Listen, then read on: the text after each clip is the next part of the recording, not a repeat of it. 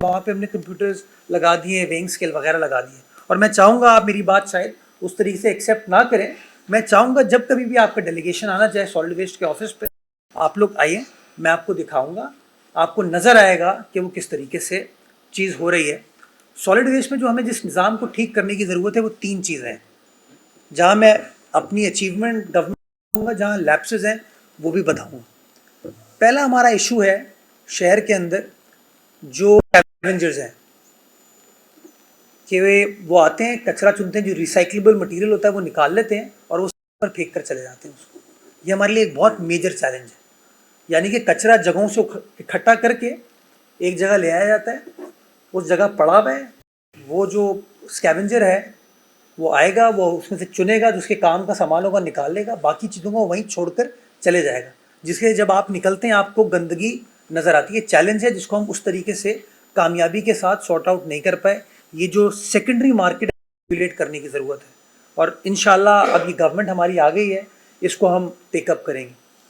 दूसरा sir challenge है हमारे लिए सबसे बड़ा, वो है थैलियाँ। जब मैं थैलियों के ऊपर कुछ सख्त बात करता हूँ, कुछ बिजनेसमैन दोस्त हमारे नाराज़ हो जाते हैं, क्योंकि ये भी एक इंडस्ट्री है, आई अंडरस्टैंड, लोगों का रोज़गार वाबस्ता है इससे। अब हम अफ्रीका के ममालिक में भी ना ये बैन कर दी गई हैं चीज़ें, या ऐसा मैकेनिज़्म बना दिया गया कि लोग डिस्करेज हों थैलियों के इस्तेमाल से, लेकिन हमारे यहाँ बदकिस्मती के साथ हम वो नहीं कर पाए। मैं समझता हूँ बहैसियत कौम, हमारा सेवरेज का निज़ाम हो, हमारा नालों का निज़ाम हो, इसकी ख़राबी की एक बुनियादी वजह कचरे से ज़्यादा ये थैलियाँ हैं जो कि इसको चोक कर देती हैं। समझता हूँ कि बिज़नेस कम्युनिटी को और गवर्नमेंट को मिलकर कोई काम करने की ज़रूरत है कि वाया मीडिया निकालें, कोई ट्रांजिशन पीरियड आपको दें, कोई इंसेंटिव आप लोगों को दें कि जो लोग इस इंडस्ट्री के साथ वाबस्ता हैं वो कैसे अपने आप को डाइवर्सिफाई करके एनवायरनमेंट फ्रेंडली चीज़ की तरफ जा सकें। और अगेन इसमें अगर आपको मेरी ज़रूरत होगी, मेरी मदद चाहिए, मैं आपके साथ बैठने को तैयार हूँ। I will play the role of a bridge between the provincial government and the business community and the city council. Sure. तीसरी चीज़ जो असल पोटेंशियल है, दुनिया भर में अब कचरे से एनर्जी प्रोड्यूस हो रही है, तरह तरह की चीज़ें होती हैं। माजी में एक फुकदान था हमारे यहाँ कि रिन्यूएबल एनर्जी के लिए या ऑल्टरनेट एनर्जी के लिए या वेस्ट टू एनर्जी के लिए कोई पॉलिसी नहीं थी। हमने क्या किया, पीपल्स पार्टी ने पिछले टर्म में एक waste to energy policy approve कराई, जिसके तहत इस कचरे को जो 10,000 टन डेली लैंडफिल साइट पर पहुंच रहा है, उस कचरे को आप किस तरीके से इस्तेमाल करना चाहते हैं उसका एक परव्यू क्रिएट कर दिया गया, एक लीगल सिस्टम क्रिएट कर दिया गया, जिसके बेसिस के ऊपर अभी तक 3 कंपनीज हैं जो हमारे साथ काम कर रही हैं। एक डच कंपनी है, एक यूएस कंपनी और एक एंग्रो है। ये 3 कंपनीज को हमने LOI इशू किया हुआ है। एक कंपनी 50 मेगावाट का पावर प्लांट पे काम कर रही है, एक कंपनी 50 मेगावाट की इक्विवेलेंट जो गैस है उसके ऊपर काम कर रही है, और एंग्रो वाले RDF के ऊपर काम कर रहे हैं। अगर फेडरेशन ये समझती है कि और आप में से कुछ लोग ऐसे हैं जो इंटरेस्टेड हैं काम करने में, again I will be very happy to assist you, facilitate you, कि मिलकर कोई पब्लिक प्राइवेट पार्टनरशिप इनिशिएटिव कर लें, जिसमें सरकार को टैक्स की आमदनी भी होगी, कचरा भी बेहतर तरीके से इस्तेमाल कर लिया जाएगा और लोगों को रोज़गार भी इकट्ठा हो पाएगा। मैं भी जापान से कुछ दिन पहले आया हूँ, आप यकीन जाने मुझे वहाँ कचरा छोड़िए, मुझे कचरा दान नज़र नहीं आया। कचरा तो वॉज आउट ऑफ क्वेश्चन, मुझे डस्टबिन नज़र नहीं आया वहाँ पे। बहुत ही मुझे क्योटो में किसी जगह पे जब डस्टबिन नज़र आया तो समी साहब आपके और मैंने और आपके नवासे ने वहाँ पे तस्वीर खिंचाई कि भाई डस्टबिन है। उन्होंने तो मैंने जब चेक किया वहाँ पे, लोगों से पूछा, वहाँ की लोकल काउंसिल से बात कर रहे थे, वो डेली हर उनका जो लोकल काउंसिल है ना, वो डेली इंसिनरेट कर देते हैं उसको और बिजली पैदा कर लेते हैं, जो भी उसकी रिन्यूएबल क्रिएट हो सकती है। We can do all of this year. आप अपनी एक्सपर्टीज़ प्राइवेट सेक्टर की लाना चाहते हैं, पॉलिसी गवर्नमेंट ने बना ली है, असासा हमारा पड़ा हुआ है, we will assist you, we will facilitate you, मिलकर काम करें और एक विन विन सिचुएशन इस शहर के लिए, सूबे के लिए, इस मुल्क के लिए क्रिएट की जा सकती है। पाकिस्तान में इस वक्त किसी सूबे में वेस्ट टू एनर्जी पॉलिसी नहीं बनी है, तो वी आर, कचरा इज एन असासा, ये फ्यूल है ना, फ्यूल है दुनिया भर में, इट्स एन असासा जी, रॉ मटेरियल है। उसके टर्म्स तय कर लेंगे। हाँ नहीं, रॉ मटेरियल हाँ, इसीलिए मैंने कैविएट डाल दिया, टर्म्स तय कर लेंगे। जो लॉ इजाज़त है, देखिए मेरा इंटरेस्ट ये है कि वो आप कभी चले मेरे साथ जाम चाकरो, पहाड़ हैं कचरे के, पहाड़ हैं, आप उसको यूटिलाइज कर सकते हैं बेहतर तरीके से। तो ये चीज़ हो गई। पानी और सेवरेज के हवाले से बात की गई, और सेवरेज ट्रीटमेंट की भी आपने बात की। अगेन ये कहना कि पानी सेवरेज पे अब प्रोविंस काबिज है, अगेन लॉ चेंज कर दिया गया है। Mayor heads the water and sewerage corporation now, एक इंडिपेंडेंट बोर्ड क्रिएट कर दिया गया जिसमें प्राइवेट सेक्टर की ज़्यादा नुमाइंदगी है हुकूमत के मुकाबले में। और अब वो बोर्ड जो है उसको वाटर एंड सेवरेज कॉरपोरेशन के मामलात को चला रहा है। आपने सर बात की कि पानी का एक बुनियादी मसला है, पानी का बुनियादी मसला basic, to cut the long story short, 1100 million gallon daily पानी की रिक्वायरमेंट है कराची शहर की। जो सप्लाई है हमारी वो तकरीबन कोई 550 million gallons of water a day है। So we are at 50% shortfall है। वो 50% शॉर्टफॉल जो है केटर फॉर होता है बाय वे ऑफ सब सॉइल, बाय वे ऑफ कुछ लोग रिसाइकलिंग भी कर रहे हैं, लेकिन वो शॉर्टफॉल है। आइडियली गवर्नमेंट को शॉर्टफॉल को ख़त्म करने की ज़रूरत है कि जी आप पानी की सोर्स को बढ़ाएं, पानी की सप्लाई को बढ़ाएं ताकि डिमांड सप्लाई का गैप ख़त्म हो जाए। गवर्नमेंट उसके ऊपर काम कर रही है। एक काम जो कि फेडरल गवर्नमेंट और प्रोविंस मिलकर कर रहा है वो है K4 का, 260 million gallons of water a day उस प्रोजेक्ट के तहत आएगा। 125 अरब रुपए का प्रोजेक्ट है। वापडा उसको एग्जीक्यूट कर रहा है, उसको फंड फेडरल गवर्नमेंट कर रही है। उसका दूसरा हिस्सा है कि वो पानी NEK पे जब पहुंचा देंगे, वहाँ से शहर के अंदर डिस्ट्रीब्यूट कैसे होगा, उसका एक ऑगमेंटेशन का निज़ाम होना है। वो वाटर बोर्ड उसको कर रहा है प्रोविंस की सपोर्ट के साथ, उसमें वर्ल्ड बैंक भी हमको फंड कर रहा है।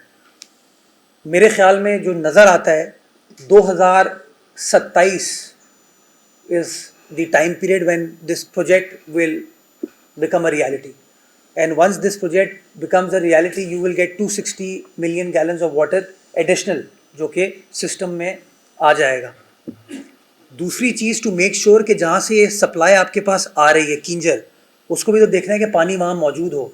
तो दूसरा काम हम ये कर रहे हैं कि जो KB फीडर है वहाँ पानी की वेस्टेज थी बिकॉज वो लाइनिंग नहीं हुई कनाल की, उसके ऊपर भी फेडरल गवर्नमेंट और प्रोविंशियल गवर्नमेंट 50-50 खर्च करके उस कनाल की लाइनिंग करिए, उसको पक्का करिए ताकि पानी की वेस्टेज ना हो। तो 2027 में ये मामला एड्रेस हो जाएगा। 27 में 260 million gallons of water a day. तो समझ लें आप जिस वक्त आपके पास पानी उसका 50% आपके पास और आ जाएगा। दूसरी चीज़ जो है हमारे पास सप्लाई, एक किंजर की सप्लाई लाइन है और दूसरी सप्लाई लाइन है आपकी जो हब डैम से आती है। हब डैम से जो हमें वफाक ने एलोकेट किया हुआ है पानी वो 100 मिलियन गैलन किया हुआ है। माजी में बारिशें ना होने की वजह से हब डैम के अंदर पानी नहीं होता था और शॉर्टफॉल होती थी। पिछले 3-4 सालों में कंसिस्टेंटली बारिश हो रही है जिसकी वजह से हब डैम माशाल्लाह जो है कंसिस्टेंटली भरा रहता है, और बताया जाता है एक्सपर्ट्स की जानिब से कि 3 साल का पानी वहाँ पर इस वक्त मौजूद है उस 100 मिलियन गैलन के हिसाब से। प्रॉब्लम ये है कि वो हब से जो हमारे सिस्टम का रूट है, जो कनाल है, वो कोई 42 साल पुरानी हो चुकी है। वो canal by way of a flux of time तबाह हो चुकी है। उसमें सीपेज है, उसमें डिस्ट्रक्शन हुई है, इरोजन हुई है। वो तकरीबन कोई 55 से 60 MGD पानी उठा पाती है। तो यानी कि पानी आपके पास मौजूद है, सिर्फ आपको एक नया कन्वेंस सिस्टम उसका डालना है। उस प्रोजेक्ट के ऊपर अभी हमारी बात हुई है चीफ मिनिस्टर साहब से, उसको ऑन प्रायोरिटी टेकअप किया जा रहा है। वो हम टारगेट है जो एक्सपर्ट्स ने बताया है कि अगेन 24 महीने का प्रोजेक्ट है, लेकिन अगर पैसा अवेलेबल है, गवर्नमेंट फराग दिली के साथ उसके ऊपर इन्वेस्ट करती है, तो इसको 2 साल से पहले भी कंप्लीट किया जा सकता है। अगर वो प्रोजेक्ट इंशाल्लाह हो जाता है तो आपके पास 40 से 45 MGD पानी मज़ीद आप 1.5 से 2 साल में अपने शहर के अंदर ला सकते हैं। दूसरा पोटेंशियल आपके पास ये है कि जो ये नई कनाल आप डालेंगे ये ओपन कनाल नहीं होगी, ये पाइप्ड होगी ताकि चोरी ना हो सके। तो जब आप पाइप्ड कनाल डालेंगे तो जो एग्जिस्टिंग कनाल है वो ख़त्म नहीं हो जाएगी, तो आप फेडरल गवर्नमेंट के साथ इंगेज कर सकते हैं। I am looking forward to Zardari साहब इंशाल्लाह कल इलेक्ट हो जाएंगे। हम जरदारी साहब से रिक्वेस्ट करेंगे कि आप ये जो 100 MJD की एलोकेशन है ना हमारी सूबे कराची की, उसको बढ़ाएं। कि अगर लेट से आपने उसको बढ़ा के 125 कर दिया तो 25 हम उस ओपन ड्रेन से उठा सकते हैं कनाल से, और 100 आपके पाइप उससे आ सकती है। तो पोटेंशियल जो मुझे नज़र आता है इसके अंदर कोई 45 से 65 MJD पानी को इंट्रोड्यूस करने का आपके पास पोटेंशियल मौजूद है, अगर हम इस काम को बासानी करने में कामयाब हो जाते हैं। ग्रेट। तीसरी चीज़ सर, हमने पहला समंदर पर मबनी आरओ प्लांट मनोड़ा पे इंशाल्लाह 18 तारीख से वो ऑपरेशन हो जाएगा। 5 लाख गैलन का है। ये एक पायलट प्रोजेक्ट हमने किया था देखने के लिए कि क्या हमारे पास डीसैल हो सकता है या नहीं हो सकता, बिकॉज पॉपुलर व्यू लोगों का ये कि हमारे यहाँ नहीं हो सकता। तो वो मनोड़ा पे हमने उसको लगाया है।